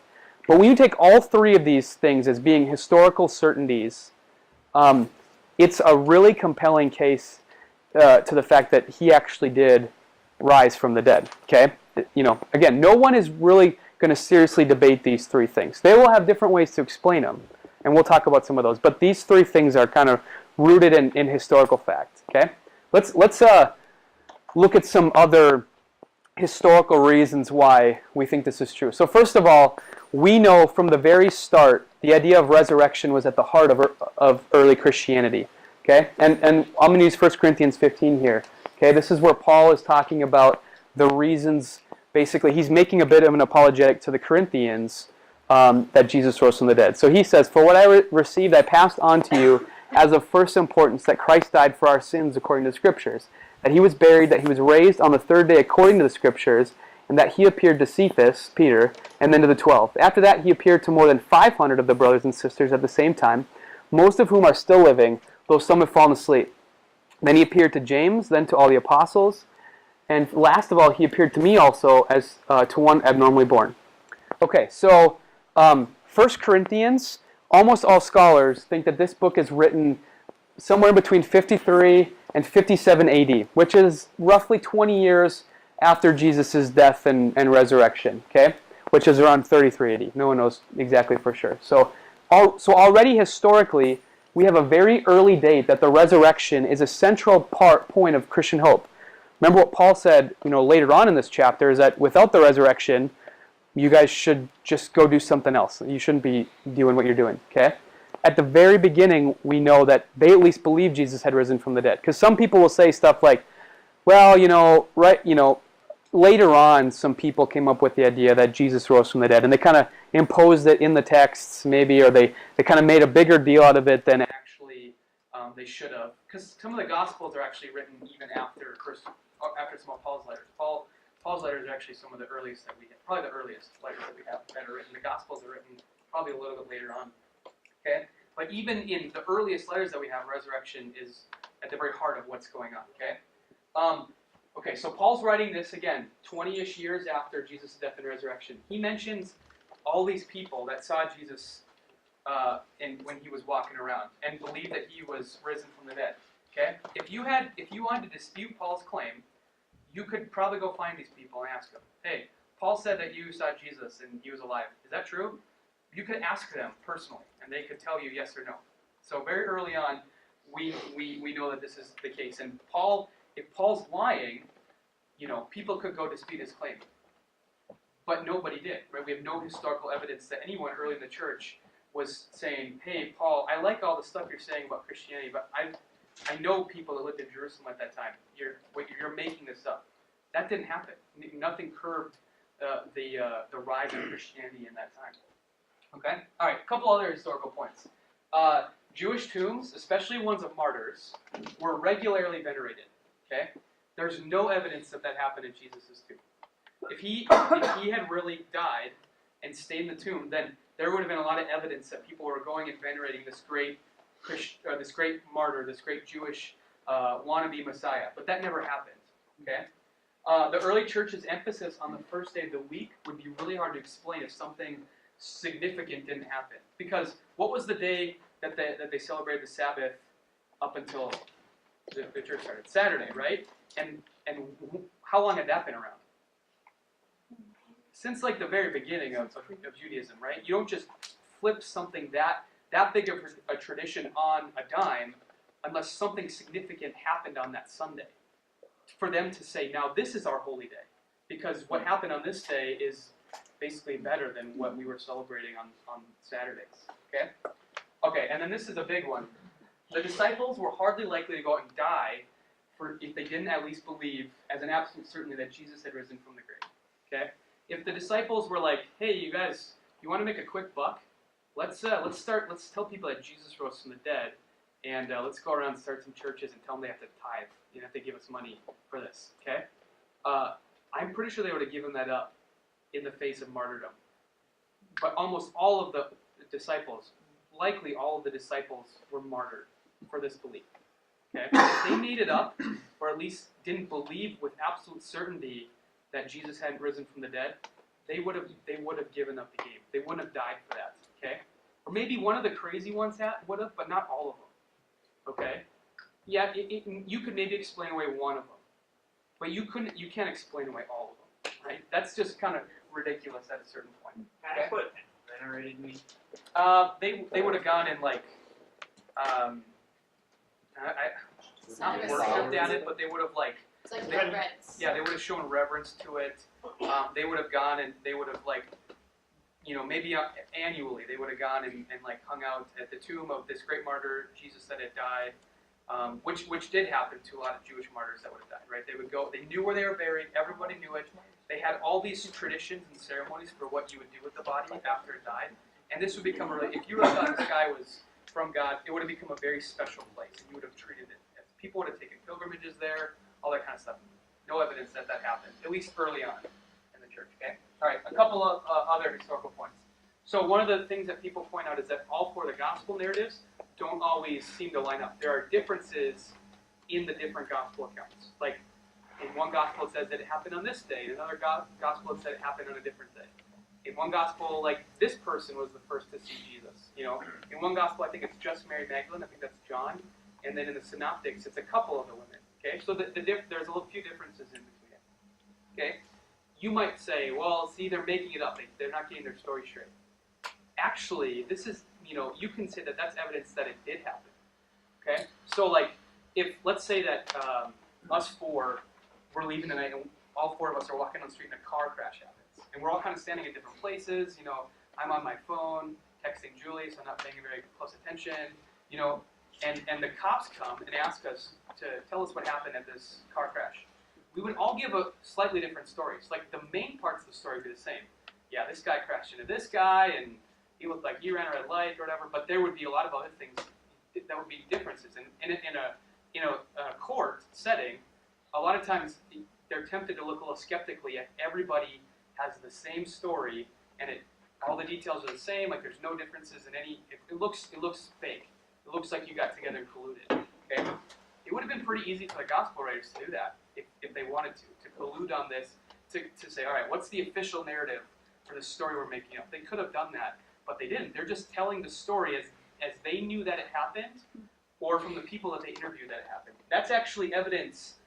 It's not a knockdown, drag down, yes to it, but it actually seems like it almost would be a little more likely that it happened. Okay, and then a big one.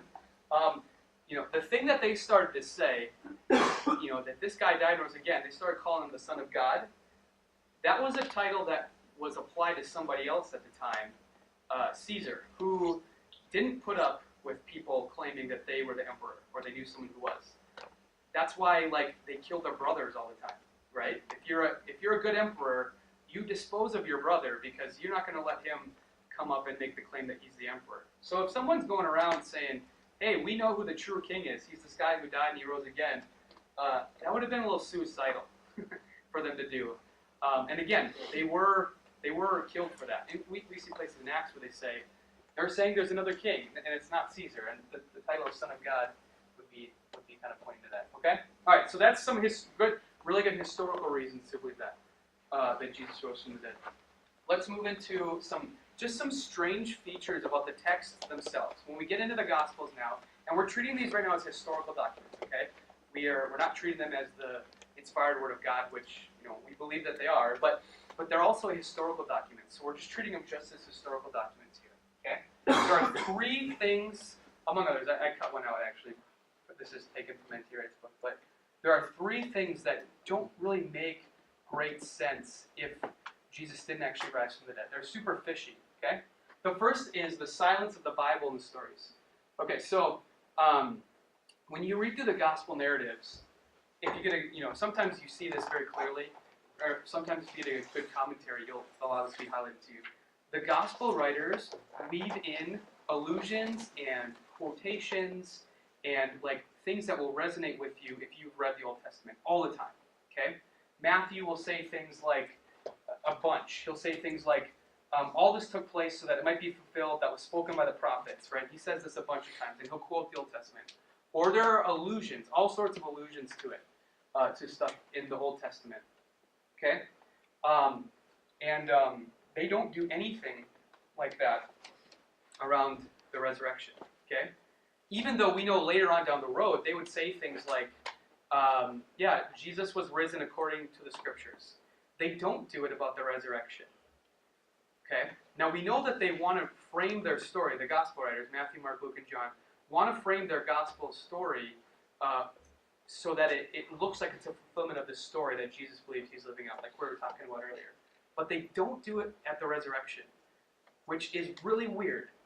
Because if they were making it up, they would have certainly done all that stuff. That would actually make it more compelling, you would think, if you were making it up, that it happened in accordance with the Old Testament. But the fact that they don't makes it seem like they actually don't really know what to do with the fact that Jesus rose from the dead.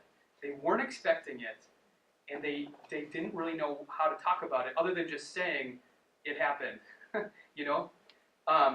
Even though they did believe it happened according to the Scriptures, this was not in a way that they expected for it to happen. Okay, and that moves us into the second point. Okay, because the portrait of Jesus in the stories is different than what we would have expected if they had made this up. If they had wanted to tell a story that looked like it was in fulfillment of the Old Testament, which they are doing, but of this point specifically, because we actually know what text they would have used if they wanted to do that. Okay, there's several texts in the Old Testament that talk about resurrection happening. So they weren't surprised that resurrection happened. They weren't expecting it to happen, though, by the Messiah in the middle of history. They all thought it was going to happen somewhere down the road when the great judgment day happened, and everybody would rise from the dead, either for everlasting joy or content, whatever. Okay, Daniel 12, 2-3, they say this: multitudes who sleep in the dust of the earth will awake, some to everlasting life, others to shame and everlasting contempt. Those who are wise will shine like the brightness of the heavens, and those who lead many to righteousness like the stars forever and ever. Okay? The picture of Jesus that's presented is not this. But if they were making it up and trying to tell a story about this guy who rose from the dead, and they wanted to make it look like it was in fulfillment of the Old Testament, like everything else that they were doing, they would have gone to this text. But the description of Jesus is not like he's shining like the stars. There is a really odd description of him, though. If you look in different places, people didn't really recognize him. You guys, like in Luke, disciples walk by him and they're like, "Who is this guy?" And I think in John too, he's talking to Mary, and it takes her a second to realize who he actually is too, right? They don't recognize him. He may or may not walk through walls. If you guys in John, it talks about how all the disciples are hiding in this upper room and the door is locked, and Jesus just kind of appears in the room. That's really weird. Okay. And then apparently he still has the holes in his hands and the marking on his side from where he got cut by the spear. Okay. Okay, those aren't normal descriptions for somebody. Okay, but they're also not what we would expect if they were trying to write the story as a fulfillment of the Old Testament scriptures. Okay, because they would have gone to Daniel here, or maybe Ezekiel 37. That might have been another place that they would have gone for it. The Valley of the Dry Bones. Okay. All right. Finally, the third one: the presence of the women in the stories. All four Gospels have women as the primary witnesses. The first people that see Jesus coming out of the tomb are always women. That point is never changed. Okay. So read this quote by N.T. Wright. Women were okay. Don't be offended by this. This is just the way it is, okay? Women were simply not acceptable as legal witnesses. We may regret it, but this is just how the Jewish world and most others worked in that time. The debate between Origen and Celsus. Origen is I don't know if you guys have heard of Origen. He was a 3rd century theologian. Yeah, church. He's technically not a church father, but because he had some weird views, but he would debate with this guy Celsus in his book Contra Celsus, and one of the big things that Celsus would say is like, you Christians are making this up. Why would you trust women, right? That was actually one of his big arguments as to why you couldn't trust the Christian stories, because women are the primary witnesses of it. Okay, so the debate between Origen and Celsus shows that critics of Christianity could seize on the story of the women in order to scoff at the whole tale. Were the legend tellers really so ignorant of the likely reaction? If they could have invented stories of fine, upstanding, reliable male witnesses being first to the tomb, they would have done it. Would the evangelists have been so slavishly foolish as to copy the story unless they were convinced that, despite being an apologetic liability, it was historically trustworthy? And you guys remember, we just went through 1 Corinthians 15. Who's not in that train of people that saw Jesus when Paul's writing? He doesn't talk about the women there. So he knows, as he's telling this, if he wants people to believe it, even if even if, Paul knows that that's the way it happened, he has kind of screened them out a little bit. Okay, but the gospel writers don't, which makes us think they're just telling it like it happened. Okay, otherwise they're idiots. they're total morons. There would have been no reason for them to invent a story with women as the primary. As much as we hate saying it now, okay, I realize, that's not kosher. It's not cool, but that's just the way it was in the first century. Okay, all right, so we presented all these reasons why. Taken together, all of these things, if we truly weigh them, it seems like the most likely explanation is the one that's being presented in the Gospels and in the history of Christianity, that Jesus rose from the dead. Okay. However, people will offer alternative hypotheses. Okay. So I'm going to work through some of them and ways to respond to them. Okay. First of all, Jesus was given a drug that made him appear dead. Okay. Or the Romans thought he was dead, but he was faking it. Or what's called the swoon hypothesis, that he kind of passed out and the Romans were like, he looks pretty dead, let's take him down. Okay. And then he wakes up in the tomb, not actually dead, and he comes out and everyone's like, Jesus, you rose from the dead. And he's like, yeah, that's what happened. Okay, so here's the way to respond to that. Roman soldiers knew how to kill people. They were really good at it. They knew what they were doing, okay? This was their job, and if you just know the history of Rome, they did it better than probably anybody in history, okay? And no disciple is going to be convinced that this half-drugged, beaten-up Jesus had defeated death, that he's risen from death. They would have been like, oh, you didn't actually die. And which, again, you could actually turn that into some kind of story that fits your paradigm, right? Oh, he is so great, he couldn't be killed, right? That's the way that they could have talked about it, but they didn't. They said he died and he rose again. They were very specific about that, okay? So this doesn't really hold up when we talk about it like that, okay? All right, so this is a big one. The disciples had a vision of him like many people do, okay? Well, again, people in the first century, they weren't that smart, so they might have been tricked into, they had some hallucination or some kind of vision, which now we know, scientifically that people have these, but they didn't know in the first century, okay? And that's probably what happened, okay? All right, well, so ancient people, like I said, they weren't stupid. They knew about things like visions or ghosts or whatever, and they had language for it. They would have said, it's his spirit or his ghost or his angel. They wouldn't have said he was risen from the dead. And here's just a couple examples right in the Bible of people saying it's a ghost. In Luke 24:37, this is Jesus' appearance. That is the first thing that they think. They were startled and frightened, thinking they saw a ghost. That can also be translated spirit. The Greek there is pneuma, okay? That's actually what they thought happened, apparently, before it happened. But then they realized it's actually not, he actually rose from the dead. We know that they had language for things like that. Another example is Acts 12, 14b to 15. This is where Peter is like, they think he's going to die, and they're in a house praying for him, and God, busts. It's a divine prison break, and Peter gets out, and so he shows up at the house, and they say, Peter's at the door. You're out of your mind, they told her. When she kept insisting that was so, they said, it must be his angel, okay? They thought he had died, and maybe his spirit had come to visit them or something like that. But, they knew what that stuff was, okay? They weren't idiots, and they knew what hadn't happened. They believed that he wasn't just a spirit or a ghost. They believed he actually had risen from the dead. Okay, everybody knew about ghosts, spirits, visions, hallucinations, and so on. Most people in the ancient world believed in some such things.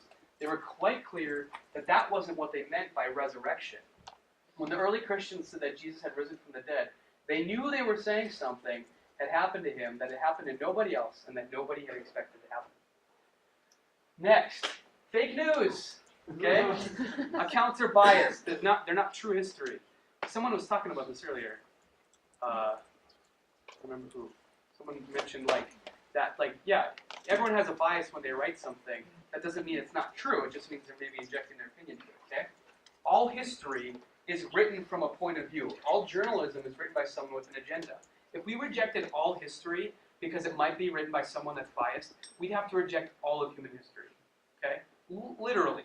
Okay, we couldn't trust any ancient history, first of all, because the people that wrote that history were the people that kicked the butts of the people that they took over. So of course they wrote biased history.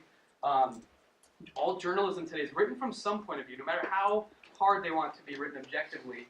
There's some agenda that's going to come in. Okay, that doesn't discount the fact that they're reporting what actually happened. Okay? If we truly believe that, if that was our epistemology, you guys know that word? Our way that we know things was a super radical epistemology like that, we couldn't trust anything. Okay? If we say we can't trust the Gospels because they were written by people that actually believed it, then you can't believe anything. Really. That's a incredibly radically skeptical worldview that you're not going to be able to believe anything if you truly take that to its furthest logical place. Okay? All right, cognitive dissonance. I'm not going to spend much time on this one. This is there was a study that was done in the 1950s. You guys are familiar with the cognitive dissonance, right? It's a psychology thing. It's where you think something's going to happen and then it doesn't, and your brain doesn't know how to deal with it, so it kind of makes something up, right? So that's what some people say. Well, this is what happened with them. They were really sad that he died, and they couldn't make sense of it, so their brains told them that Jesus rose from the dead. And there's a study that happened in the 1950s where some researchers supposedly saw some cognitive dissonance happen in a cult, and they said, "Boom, we got it. Here we go." There's just a lot of reasons that study doesn't make sense. First of all, within a month, everyone had given up, even though at the time the cult kind of believed it. Second of all, they didn't really have visions of, they didn't actually believe that someone had died and risen again. They just kind of thought God had told them something different to do, which is easy enough to make up. Okay. We also have evidence of lots of other failed messiahs. If you look throughout the few centuries around the time of Jesus on either side, there are tons of messiahs, and they all failed. Most of them were martyred by the Romans, and nobody else did something like this. They all were like, well, our Messiah's dead. Let's get a new one. That's what they would usually do. Or, all the followers were killed too. So, okay. And so, if you just keep pushing on this thing, it just kind of gets ridiculous at a certain point. And again, it doesn't explain the empty tomb. Okay? It wouldn't account for the fact that, it would have been super easy for people who didn't believe that Jesus had risen from the dead to go check the tomb, or to go try to track down whoever stole him and put him back. There were a lot of people around that could have done that. Nobody was able to do it. Okay? This doesn't explain that. All right. So it's always possible for someone to follow the argument so far to say simply, I don't have a good explanation for what happened to cause the empty tomb and the appearances, but I choose to maintain my belief that dead people don't rise, and therefore conclude that something else must have happened. Okay? That is fine. I respect that decision or position, but I simply note that it has indeed been a matter of choice, not a matter of saying that something called scientific historiography forces us to take that route. Which takes us right back to these, right? This is the goal of using apologetics as a tool, is to say, there's a bias that you have. You're making a decision to not believe this. And that's okay. I'm not saying you can't do that, but I'm trying to get you to a point where you say, listen, you don't want this to be true, despite the fact that this is the most plausible explanation for what happened. Okay, this is an example of us using apologetics as a tool, like I kind of have been talking about. Okay, we're getting these worldviews. We're saying, if you look at all this evidence and you still are like, nope, sorry, can't believe it, even though you responded to all these alternate hypotheses that I put up, I just am not going to believe it.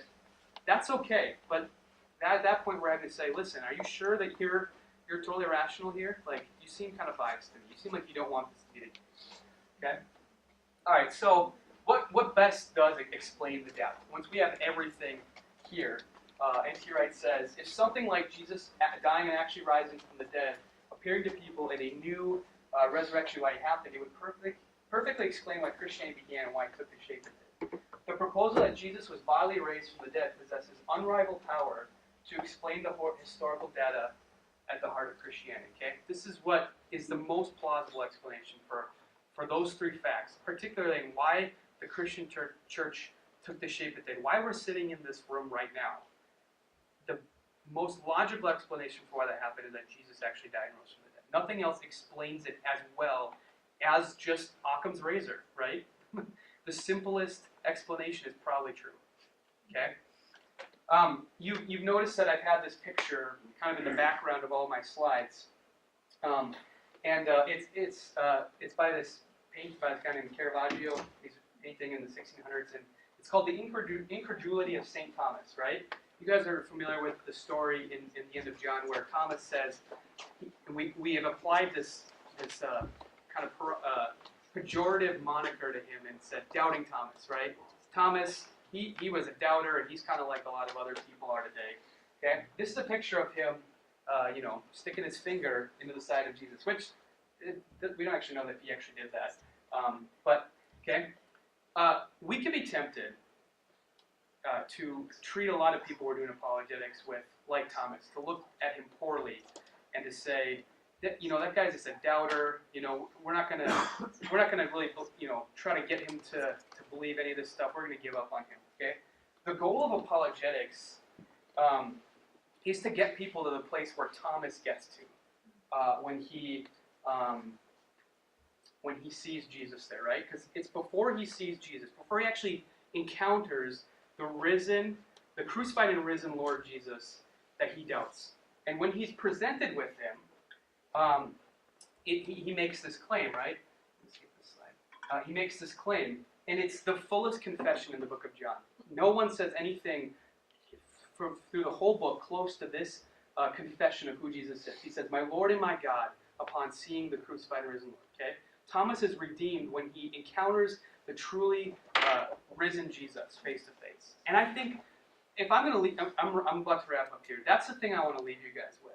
This should be the goal of apologetics, is to present people with something that's really good news, right? Because a crucified and risen Jesus is good news, right? And it's one that demands something too, right? The world could cope with a Jesus who had, stayed in the tomb and was a nice idea inside of people's heads. And that's what we're told how we should think about it. You can have that belief if you want, whatever. Just, it doesn't affect me, right? Okay. But a Jesus who actually did rise from the dead, who brings about new creation, who's defeated death, who is living in this story that we talked about earlier, has this awareness of himself that he is the Messiah, that he's God himself, that he had to die in order to accomplish his mission, and then to be raised again.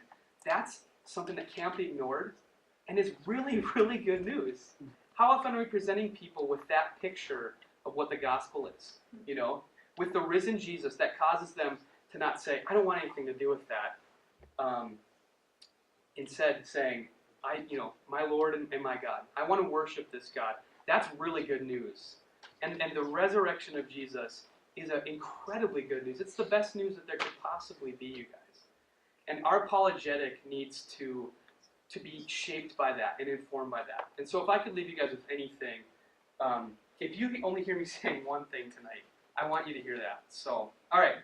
I want to take some time for some questions. I think we have, so 8:45, right? Or am I being cut off early? If you have good questions, you talk about. If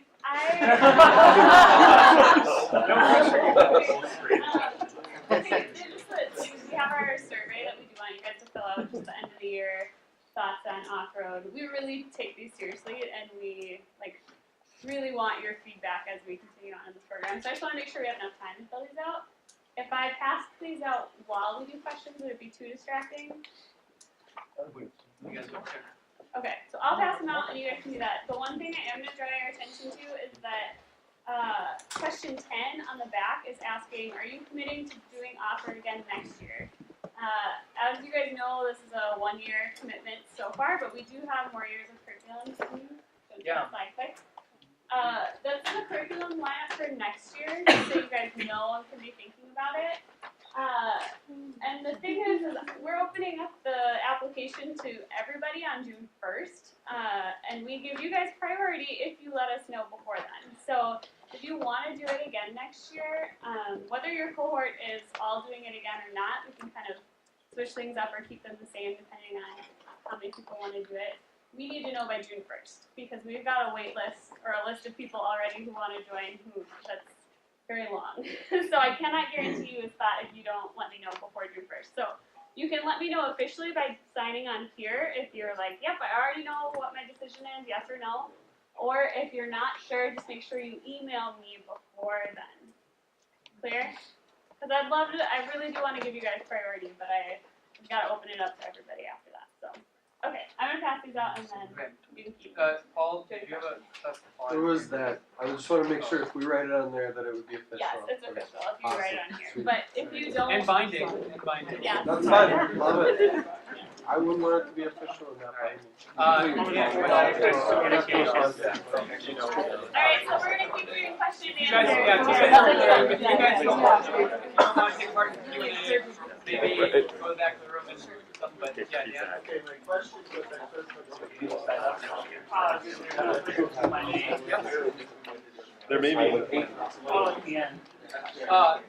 Yeah, so, yeah. The scroll was included in that Yeah. group of being dimensions. Yeah. And obviously. He's not a kid, right? No, right, yeah, so, yeah.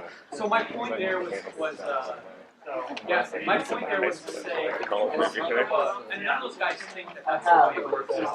It's just their methodology. You don't mind So I, none of those guys think that's the way things happen. I know none of those guys. So I think for the methodology, it's usually like, Don't put down. so, yeah. That was